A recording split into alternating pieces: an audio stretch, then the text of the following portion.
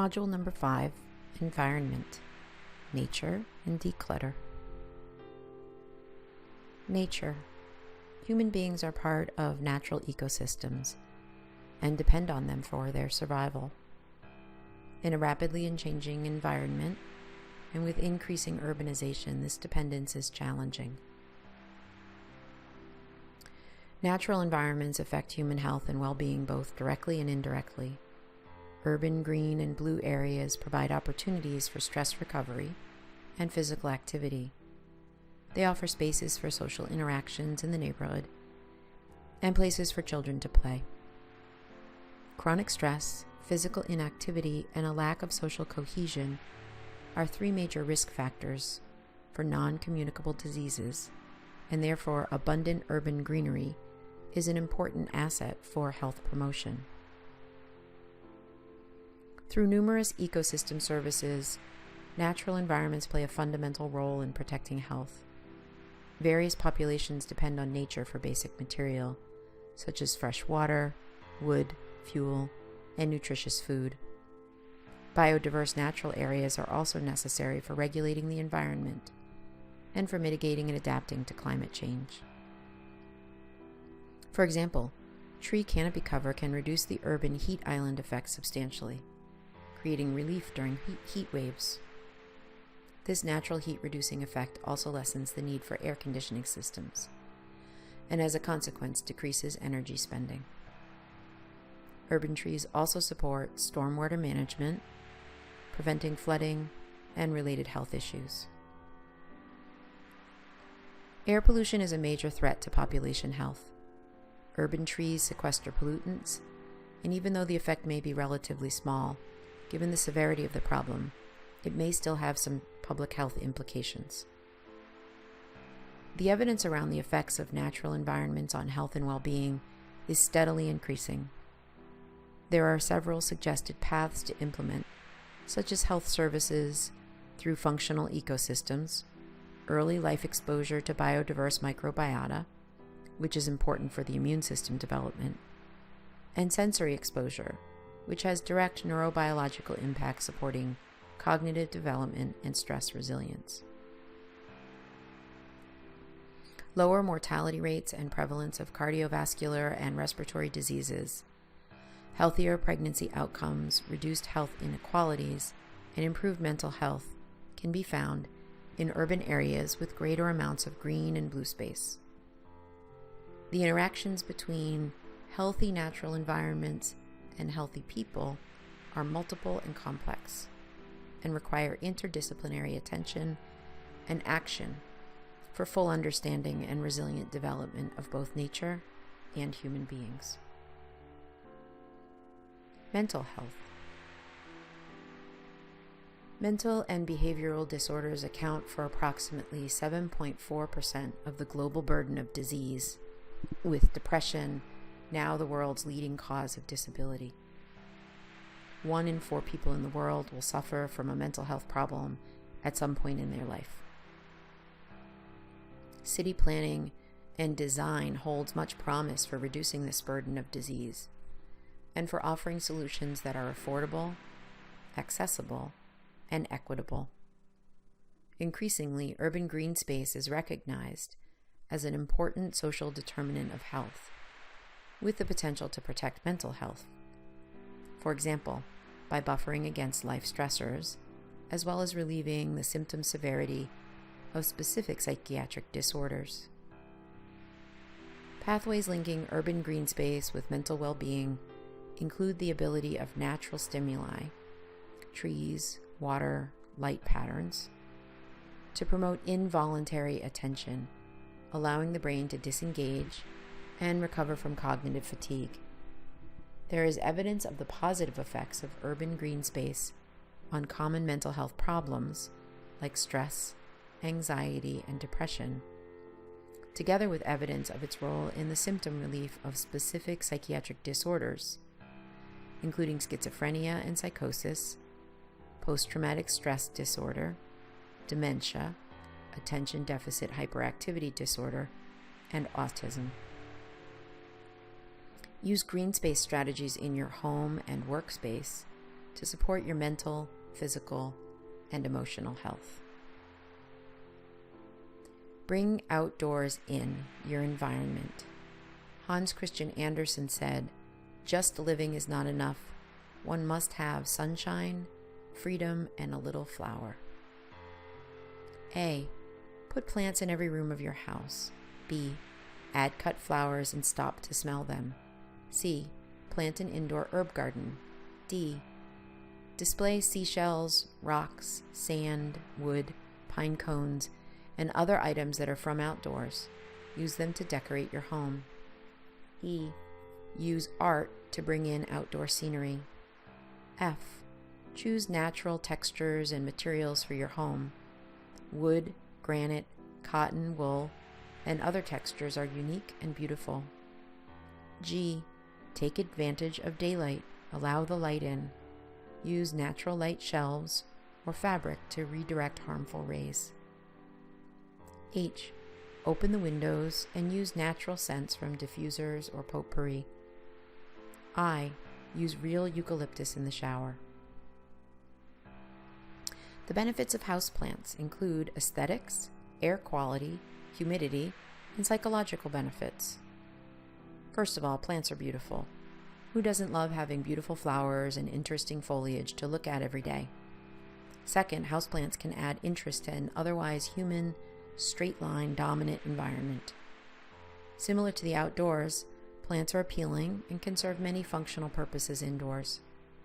When planted and placed correctly, plants can screen, fill space, soften lines, hide views, improve traffic flow, reduce noise, and create space. Without knowing the other beneficial aspects of houseplants, one might choose a houseplant simply based on its appearance. The aesthetics of houseplants is the most common, but there are multiple other benefits as well. According to NASA, houseplants scrub indoor air pollutants, making our air fresher and safer. This is especially important as our buildings get more energy efficient, and we end up trapping those pollutants inside. NASA also states that some plants can even lower levels of carbon monoxide, formaldehyde, benzene, and trichloroethylene. These compounds are common in homes and commercial settings and come from things like adhesives and building materials. Benzene, another harmful gas, is found in library settings where books and papers are present. Another benefit of plants is that they recycle carbon dioxide. Since plants recycle carbon dioxide through the process of photosynthesis, houseplants assist in our breathing. A few plants are especially beneficial, orchids and succulents, which take in carbon dioxide during the day and release oxygen at night. These plants are best suited for bedrooms as they provide oxygen for us while sleeping. For plants to be effective in cleaning the air, NASA suggests having one plant per 100 square feet of indoor space. Plants release moisture from tiny pores in their leaves through the process of transpiration, in turn increasing the humidity of the air around them. It is estimated that plants release nearly 97% of the moisture they consume. While it may not seem desirable to increase the humidity in the home during the hot, humid months, it can be extremely beneficial in the dry winter months. A study done by the Agricultural University of Norway showed that houseplants, when grouped together, decrease the likelihood of dry skin, common colds, and sore throats. One of the great impacts of houseplants is that they generate happiness. Keeping flowers and plants throughout the home and the workplace vastly increases happiness and lowers the likelihood of depression. Another great psychological benefit of plants is that they help us work better. A University of Michigan study showed that studying and working in the presence of plants increases concentration and memory and productivity. The study goes on to show that being under the influence of plants increases memory retention by up to 20%. A study done by Texas A&M University proves that working and studying around plants is completed with better quality and higher accuracy. Like any plant, houseplants must be placed in the proper growing conditions unique to each plant. Release clutter. Visual complexity. Minimalism, clearing space, and decluttering are all quite popular right now, and there's a good reason for it. clearing away and decluttering your space can help to eliminate stress. There have been many studies that show that visual complexity has an effect on our feelings. We react to sensory stimulation. Sensory information comes from sight, sound, touch, taste, and smell. Any of our 5 senses can be overstimulated. The important thing to understand in your home is our stimulation threshold. This is how much is too much or not enough. Reaching a healthy balance is important. We are limited to the amount of information we can process. We can experience overload in a cluttered space. This overload causes stress. The tricky part is that we all have different thresholds. Understimulation can cause anxiety. If we've been living in an environment with high stimulation, then we may have adapted and enjoy the arousing and pleasurable environment, and it would take a lot to overstimulate us. Visual complexity. The following graphic illustrates the results. Overstimulation and stress on the left, understimulation and anxiety in the middle, and balance on the right. If we're overstimulated in our workplace, we will probably relax better in a home that has less visual complexity. If our career has us in a very sterile environment, we may look for more complexity to offer intellectual and spiritual stimulation. People with attention deficit disorders will not have the same threshold as an individual who requires less time to understand and retain information. There's also research and theory that an effortless attention can restore the capacity to pay attention. The best example of this would be to draw ourselves to nature in our surroundings. Here's the clutter how-to. There are a few ways to declutter our homes. The first way is to purge. This is the easiest, cheapest, and most obvious. To do this, we go through with garbage bags and boxes and select everything we have not used, enjoyed, or noticed for the past 2 years and put them in bags and donate them to a good cause. You now know why you should declutter your home. Today I will get down to the nitty-gritty of how. Purging is not the only way to declutter. Just because you haven't worn a dress for 2 years does not mean that you won't want to wear it next week. You can still keep artwork after you run out of wall space, and you can keep toys that a child has outgrown. The secret is to organize and use your creativity and/or to have adaptive, adequate, and clever storage solutions. Eliminate it. Alternatives to purging. Furniture and accessories can double as storage and clutter control. If you choose your furniture wisely, it can add aesthetically, functionally, and add storage to the room. We can use space wisely and add storage. Thinking outside the box can bring creative and unusual solutions.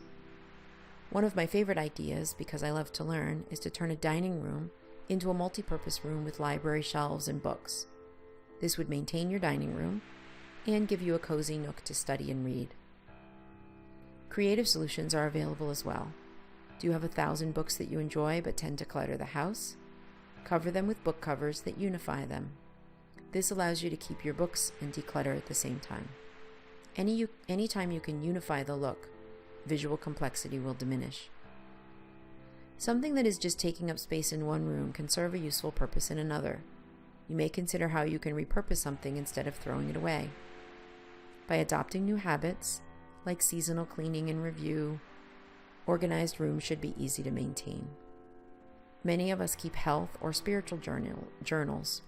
A household journal is helpful in keeping information and going back to see what works and doesn't work.